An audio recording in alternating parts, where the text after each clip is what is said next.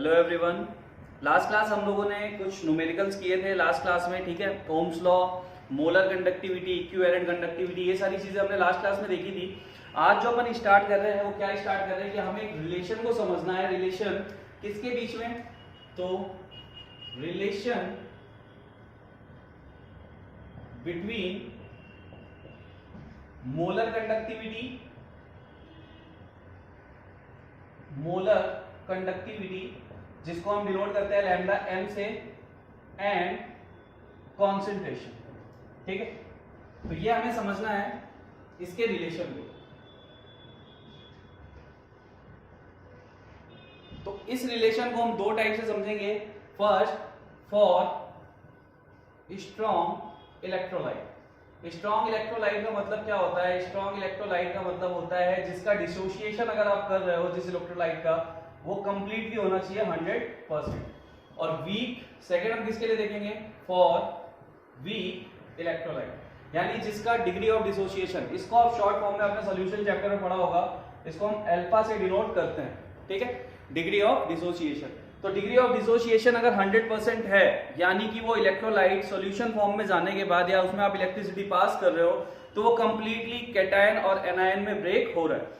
But अगर वो weak electrolyte है तो वीक इलेक्ट्रोलाइट का मतलब क्या होता है? जहां पे अल्फा 100% ना हो। अल्फा की वैल्यू कुछ भी हो सकती है वीक इलेक्ट्रोलाइट के लिए, ठीक है। तो ये क्वेश्चंस आपने सॉल्यूशन में मोस्टली किए होंगे। अब हम बारी बारी से समझते हैं कि ये रिलेशन हम क्यों पढ़ना चाहते हैं और इसमें क्या नई चीज हमें मिलने वाली है। तो हम पहले स्टार्ट करते हैं फॉर स्ट्रॉन्ग इलेक्ट्रोलाइट। देखिए, कॉन्सेंट्रेशन के बारे में सब कोई जानते हैं और मोलर कंडक्टिविटी हमने लास्ट क्लास में कवर किया, ठीक है। तो हम केस 1 लेते हैं। केस 1, तो हमारा फर्स्ट केस क्या है? फर्स्ट केस है हमारा फॉर स्ट्रॉन्ग इलेक्ट्रोलाइट। तो इस रिलेशन को स्ट्रॉन्ग इलेक्ट्रोलाइट के लिए जिसने डेराइव किया था या जिसने एक्सप्लेन किया था उसका नाम था डेबाय-हकल,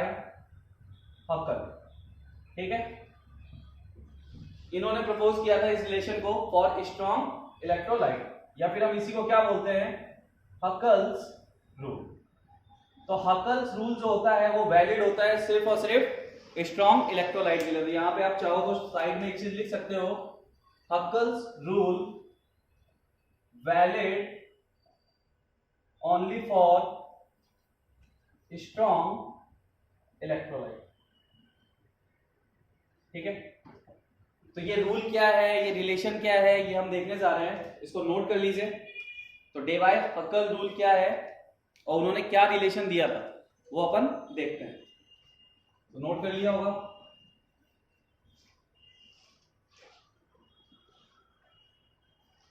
इन्होंने कॉन्सेंट्रेशन और मोलर कंडक्टिविटी के बीच में एक रिलेशन दिया था। जो रिलेशन क्या है?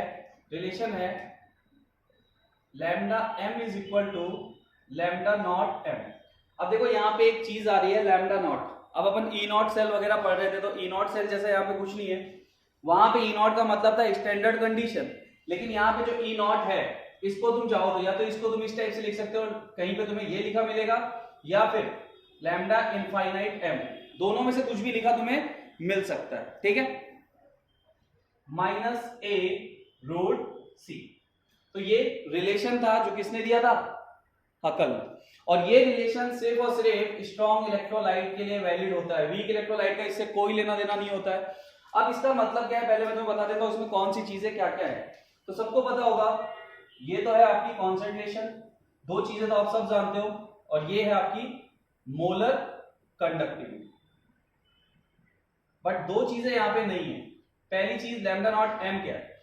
तो लैम्डा नॉट एम को हम बोलते हैं molar conductivity eight infinite dilution. अभी मैं आपको क्लियर करता हूं कि इनफाइनाइट डाइल्यूशन का मतलब क्या होता है। और ये जो ए है, ए इज अ कांस्टेंट। ये आपका जो ए है ये क्या है? ये एक टाइप का कांस्टेंट है, ठीक है। सबसे पहली चीज molar conductivity eight infinite dilution, इसका मतलब क्या है? तो देखो, molar conductivity eight infinite dilution का मतलब है व्हेन कॉन्सेंट्रेशन टेंड्स टू 0, ठीक है। या फिर इसको एक और तरीके से समझ सकते हैं, देखो molar conductivity eight infinite dilution. Infinite dilution का मतलब, डाइल्यूशन का मतलब क्या होता है? डाइल्यूशन का मतलब होता है आप सॉल्यूशन में और ज्यादा वाटर ऐड कर रहे हो, ठीक है, यही बात होती है।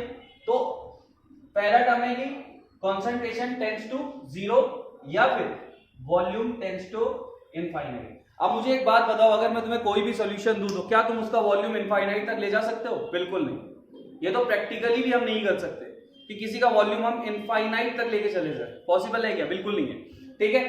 तो सिंपल सी चीज क्या है कि इनफाइनाइट डाइल्यूशन का मतलब होता है वो स्टेज जहां पे आप और एडिशन वाटर का नहीं कर सकते, यानी वो लिमिट है। उसके बाद आप अगर उसमें सॉल्यूशन में वाटर डालोगे तो किसी टाइप से कोई भी सॉल्यूशन नहीं रहेगा, वो सिर्फ वाटर बच जाएगी। क्यों? क्या होगा? कॉन्सेंट्रेशन बहुत ज्यादा डिक्रीज हो जाएगी। तो ये चीज आपको पता है कि अगर हम किसी में वॉल्यूम को बढ़ाते जाए तो कॉन्सेंट्रेशन पे क्या इफेक्ट पड़ेगी? भाई कॉन्सेंट्रेशन अगर आपने देखी हो क्या होती है? Moles per volume, moles per litre. तो मोल पर लीटर का मतलब क्या? अगर आपने वॉल्यूम बढ़ाया तो कॉन्सेंट्रेशन ऑटोमेटिक डिक्रीज करेगी। तो ये रिलेशन था मोलर कंडक्टिविटी और molar conductivity eight infinite dilution, ठीक है। अब पहले इस रिलेशन को लिख लो, फिर मैं तुम्हें एक ग्राफ से इसे समझाता हूं।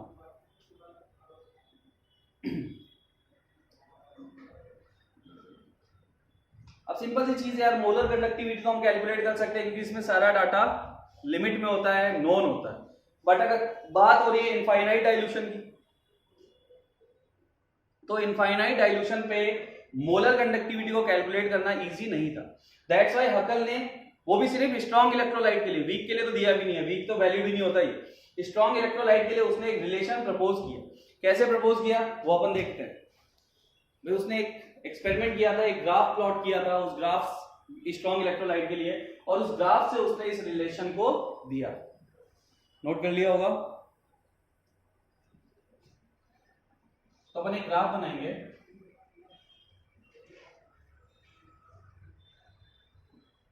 अब जो आपका ए है ना, ये कांस्टेंट, ये उस ग्राफ के स्लोप के इक्वल होता है, ठीक है। और सेम टाइप के इलेक्ट्रोलाइट हुए तो उनके लिए ए की वैल्यू सेम होगी।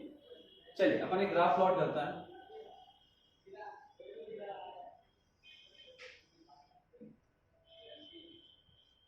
कॉन्सेंट्रेशन और लैम्डा एम के बीच, और यहां मैं मान लेता हूं कि मेरा कोई लैम्डा इनफाइनाइट एम है, ठीक है। ये इनफाइनाइट डाइल्यूशन की पोजीशन है, ये लैम्डा एम है, और हमें ग्राफ देखना है लैम्डा एम और कॉन्सेंट्रेशन के बीच में। तो उसने स्ट्रॉन्ग इलेक्ट्रोलाइट के लिए ग्राफ प्लॉट किया,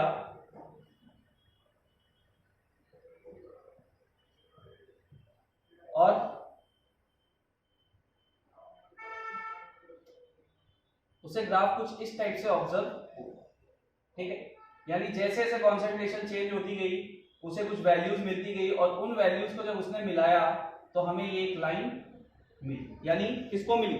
डिवाइड। तो देखो इस ग्राफ से तुम्हें क्या समझ में आता है? इस ग्राफ से तुम्हें एक चीज देखो क्या हो रही है कि अगर बात करूं मैं पर्सनली कॉन्सेंट्रेशन और मोलर कंडक्टिविटी के बीच में, तो इनका रिलेशन क्या है?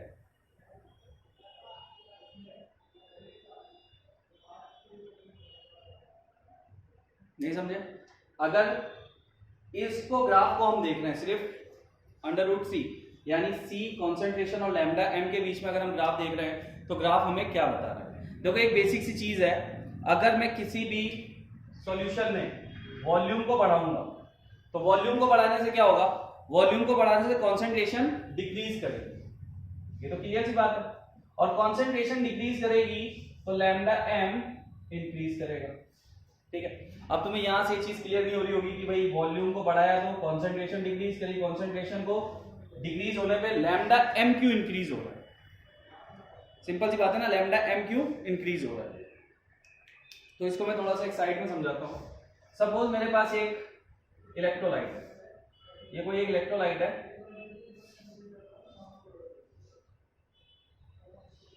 इस पे मैंने कोई बैटरी लगा दी प्लस माइनस। अब इसमें कोई भी इलेक्ट्रोलाइट होगा तो वो प्लस और माइनस में क्या हो रहा होगा? ब्रेक हो रहा होगा, ठीक है। अब एक सिंपल सी चीज है, अगर ये इलेक्ट्रोलाइट है, इसमें कोई सोल्यूशन है, तो इस नेगेटिव चार्ज और पॉजिटिव चार्ज के बीच में कुछ ना कुछ अट्रैक्शन होगा, होगा ना। उस अट्रैक्शन के लिए कंप्लीटली निगेटिव चार्ज इधर मूव नहीं कर पाएगा और पॉजिटिव चार्ज इधर मूव नहीं कर पाएगा। बट सपोज करो मैं इसे डाइल्यूट करता जा रहा हूं, मैं क्या कर रहा हूं, सॉल्यूशन को और ज्यादा डाइल्यूट करता जा रहा हूं, डाइल्यूट करता जा रहा हूं, डाइल्यूट करता जा रहा हूं, तो नंबर ऑफ आयंस। अच्छा एक चीज और सोचो, अब ये इलेक्ट्रोलाइट है, ठीक है, अब इलेक्ट्रोलाइट की कॉन्सेंट्रेशन बहुत ज्यादा है मान लेते हैं अपन, तो कॉन्सेंट्रेशन ज्यादा होने की वजह से ये जो आयंस है इस सॉल्यूशन में बहुत पास पास में होंगे, समझ रहे हो इस बात को। अब पास पास में होंगे तो इसमें अट्रैक्शन बहुत ज्यादा होगा, और अट्रैक्शन ज्यादा होने की वजह से ये दोनों प्लेट की तरफ मूव नहीं कर पाएंगे। बट मैं इसमें वाटर ऐड करते जा रहा हूं, ऐड करते जा रहा हूं, तो उस केस में क्या होगा, उस केस में कॉन्सेंट्रेशन डिक्रीज करेगी और ये जो आयंस है इनके बीच की डिस्टेंस बढ़ती चली जाएगी। अब डिस्टेंस बढ़ेगी तो ये क्या करेगा, निगेटिव चार्ज इजीली इस प्लेट की तरफ जाएगा और पॉजिटिव निगेटिव की तरफ मूव करेगा। समझ में आया। तो ये रीजन होता है कि जब आप कॉन्सेंट्रेशन को क्या करते हो, यानी कि सॉल्यूशन को और ज्यादा डाइल्यूट करते हो, तो आपकी मोलर कंडक्टिविटी जो है वो बढ़ती चली जाती है। तो ये रीजन होता है इसको। यहां से होप आपको क्लियर हो गया होगा कि डाइल्यूशन करने पे ये आयंस के बीच का जो डिस्टेंस है वो बढ़ता जाता है, और डिस्टेंस के बढ़ने की वजह से इनका आपस में अट्रैक्शन कम हो जाता है। That's why ions freely electrode की तरफ मूव कर जाता है। तो ये एक रिलेशन उसने दिया था। अब एक चीज है, जब उसने लैम्डा सी और लैम्डा सॉरी इसके कॉन्सेंट्रेशन और लैम्डा एम के बीच में ग्राफ प्लॉट किया, तो आपको पता है लैम्डा एम तो हम इजीली कैलकुलेट कर सकते हैं, बट उसने क्या पाया कि अगर वो इस ग्राफ को और बढ़ाए, और बढ़ाने पे ये वैल्यू भी वो कैलकुलेट कर पा रहा था। तो जब उसने इस ग्राफ को प्लॉट किया और इस ग्राफ को प्लॉट करने के बाद देखा कि हमें इन दोनों की हेल्प से ये वैल्यू मिलती जा रही है, तो उसने एक इक्वेशन दे दी, जो इक्वेशन अभी हमने देखी थी, that lambda M is equal to lambda naught M minus A root. ठीक है, तो सिंपल सी बात क्या है, सिंपल सी बात इतनी सी है कि स्ट्रॉन्ग इलेक्ट्रोलाइट अगर हमारे पास है और हमारे पास उसकी मोलर कंडक्टिविटी और कॉन्सेंट्रेशन है, तो हम उसकी molar conductivity eight infinite dilution पे कैलकुलेट कर सकते हैं। ठीक है, सो नोट कर लीजिए।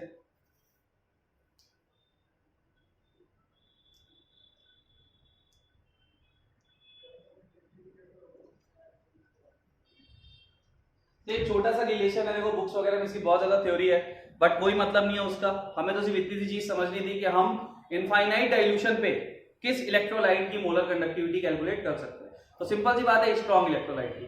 वीक इलेक्ट्रोलाइट की अगर तुम्हें molar conductivity eight infinite dilution calculate करना है, तो उसके लिए भी अपन एक लॉ पढ़ेंगे, फुल्डॉज लॉ, जिसमें मैं देखेंगे कि अगर हमारे पास स्ट्रॉन्ग इलेक्ट्रोलाइट की मोलर कंडक्टिविटी है इनफाइनाइट डाइल्यूशन पे, तो हम वीक इलेक्ट्रोलाइट की भी कैलकुलेट कर सकते हैं, क्योंकि ये तो ऑब्वियस सी बात है। मैं फिर से बोल रहा हूं कि ये वैलिड है सिर्फ स्ट्रॉन्ग इलेक्ट्रोलाइट के लिए, वीक इलेक्ट्रोलाइट का इससे कोई लेना देना नहीं है। तो एक बार आप इसे बना लो। तो यहां पे मुझे एक इंपॉर्टेंट नोट लगवाना है जो आपको याद रखना है।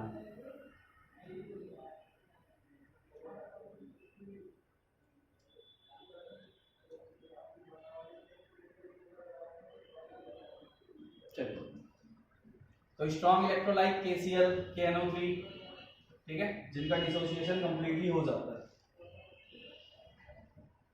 और इस इक्वेशन को याद रखना, बाकी तो कुछ भी नहीं है।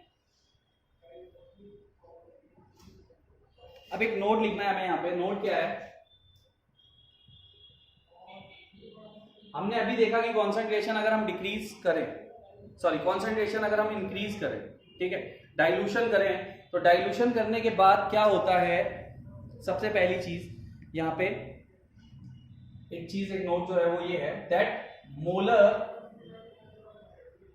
Conductivity decreases with increase in concentration. ये तो सही है, मोलर कंडक्टिविटी डिक्रीज करती है कॉन्सेंट्रेशन के इंक्रीज करने पे, बट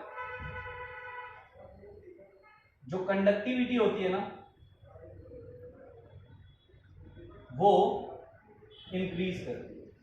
कंडक्टिविटी क्या करती है आपकी, इंक्रीज करती है। ठीक है, अब कंडक्टिविटी इंक्रीज क्यों करती है, तो देखो कॉन्सेंट्रेशन के बढ़ने से नंबर ऑफ आयंस भी बढ़ेंगे, और कंडक्टिविटी क्या होती है, कंडक्टिविटी होती है कि पर आयन, यानी कोई भी इलेक्ट्रोलाइट है उसमें सारे के सारे आयंस का कंट्रीब्यूशन, जो हमने लास्ट क्लास में पढ़ा था। तो अगर हमारे नंबर ऑफ आयंस बढ़ रहे हैं कॉन्सेंट्रेशन बढ़ाने पे, तो हमारी कंडक्टिविटी भी बढ़ेगी। हम क्या बोलेंगे, mole number of ions produced when concentration increases. ठीक है, तो ये चीज आप याद रखना, ये रिलेशन आपसे जनरल फॉर्म में पूछा जा सकता है। तो इसका रीजन अगर पूछे तो आप बोल दोगे सीधा सीधा कि अगर मोलर कंडक्टिविटी हम बढ़ाएंगे तो नंबर ऑफ आयंस जो हैं इलेक्ट्रोलाइट में उनका नंबर भी बढ़ेगा।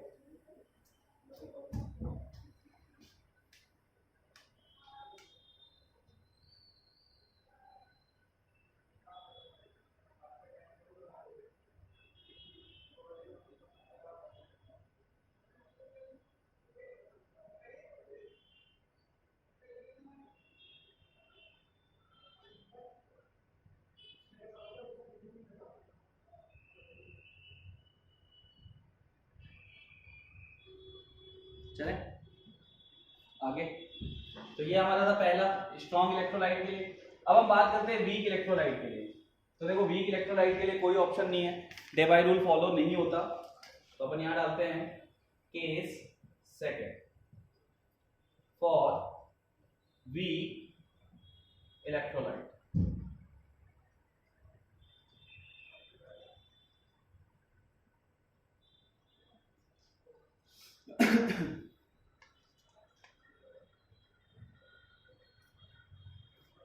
वीक इलेक्ट्रोलाइट आपके कौन कौन से होते हैं, लाइक CH3 COOH NH4OH।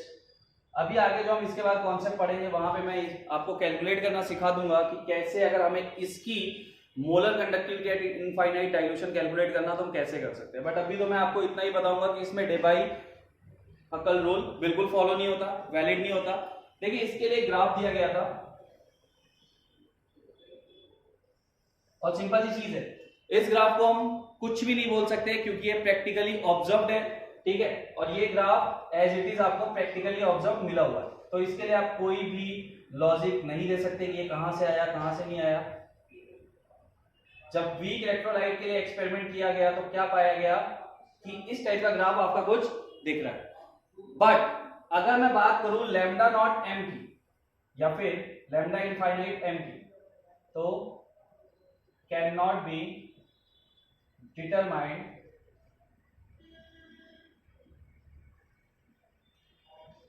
ठीक है फॉर वीक इलेक्ट्रोलाइट। यानी वीक इलेक्ट्रोलाइट के लिए हम ग्राफ से या किसी भी मेथड से इसको कैलकुलेट नहीं कर सकते। उसको कैलकुलेट करने के लिए हमें वीक इलेक्ट्रोलाइट के साथ साथ कुछ स्ट्रॉन्ग इलेक्ट्रोलाइट की वैल्यूज पता होनी चाहिए। वो भी कौन सी वैल्यूज, लैम्डा नॉट एम, ठीक है। तो वीक इलेक्ट्रोलाइट के लिए ऐसा ग्राफ है।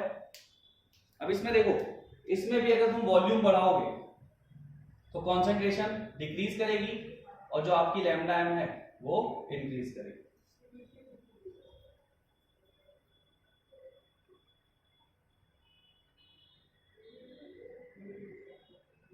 बट इसका रीजन पहले वाले रीजन से अलग है। पहले वाले में तो हमने क्या देखा कि भाई जैसे हम डाइल्यूशन कर रहे थे, हम कॉन्सेंट्रेशन बढ़ा रहे थे, तो क्या हो रहा था कि आयंस के बीच में गैप ज्यादा होता जा रहा था, ठीक है। तो वो आयंस मूव करना स्टार्ट कर रहे थे और सीधा इलेक्ट्रोड पे जाके स्टोर हो रहे थे, तो वहां से उसकी मोलर कंडक्टिविटी बढ़ रही थी। बट यहाँ क्या रीजन है, तो आप लोगों ने एक इक्वेशन पढ़ा होगा, कौन सा इक्वेशन, एक dissociation constant is equal to C alpha square upon 1 minus alpha. ये इक्वेशन आपने पढ़ी होगी और ये भी आपने सॉल्यूशन में ही पढ़ी होगी, ठीक है। अगर मैं इसको शॉर्ट करूं तो क्या हो जाता है, alpha is equal to root KA by C।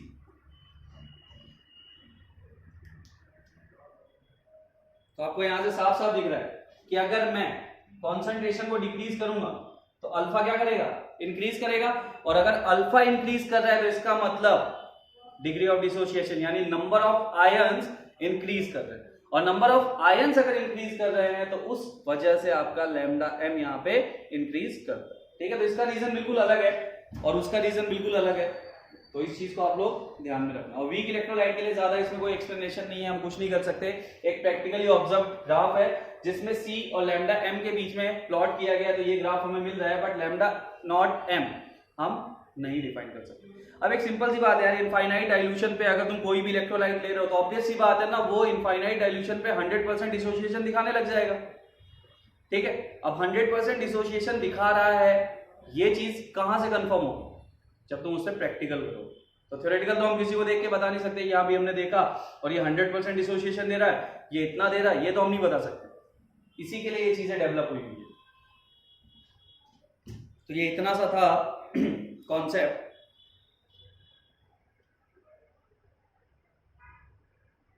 ठीक है, अब हम चलते हैं हमारे नेक्स्ट टॉपिक की तरफ कि अगर हमको वीक इलेक्ट्रोलाइट के लिए लैम्ब्डा नॉट एम कैलकुलेट करना है तो हम कैसे कर सकते हैं।